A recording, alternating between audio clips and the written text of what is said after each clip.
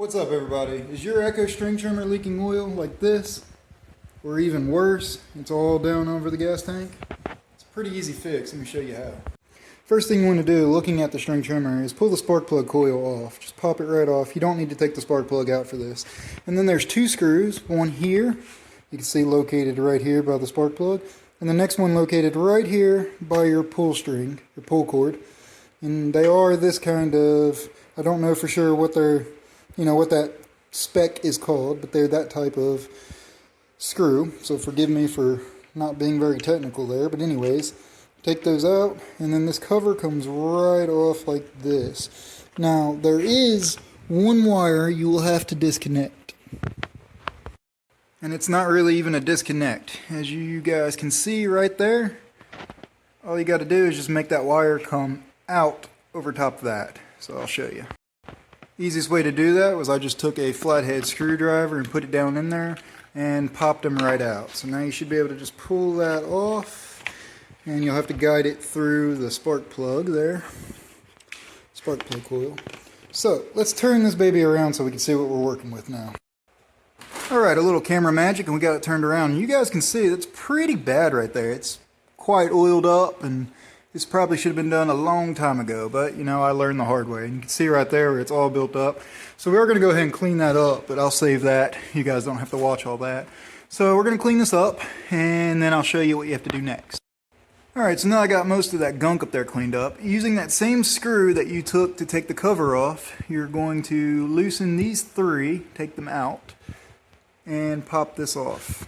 Three screws out. That's your exhaust port. It just comes right off, and there is your spark arrestor, which you can see mine is pretty darn covered.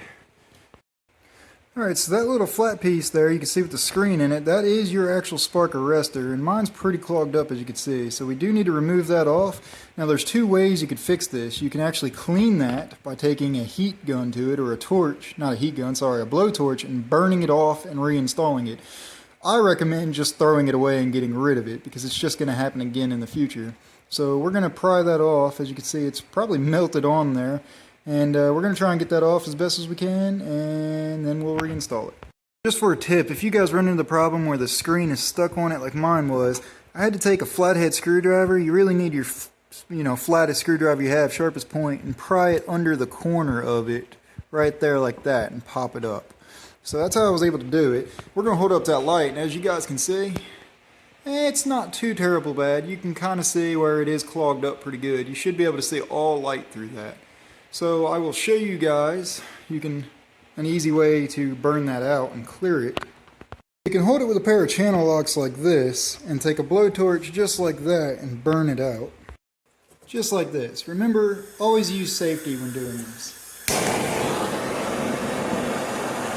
Just like that. But like I said, I don't recommend doing that. I recommend just throwing this away. Alright, so after you got the arrestor either cleaned or completely removed, all you have to do is just go back and put it all back together, starting with these three screws here.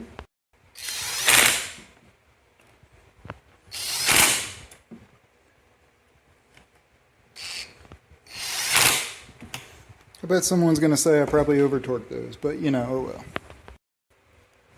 And then I'd recommend flipping the weed eater over depending on which side you're working on it. But for my table, I'm going to flip this back over, and we're going to re-put that wire back in the little tab. So again, easiest way to do that is take your flathead screwdriver and get them up there and just pull back on it, and they should drop right down in there.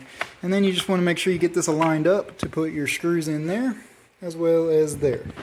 And then the last thing, you want to make sure you put your spark plug coil back down all the way seated with the spark plug, so we can start it up and give it a try.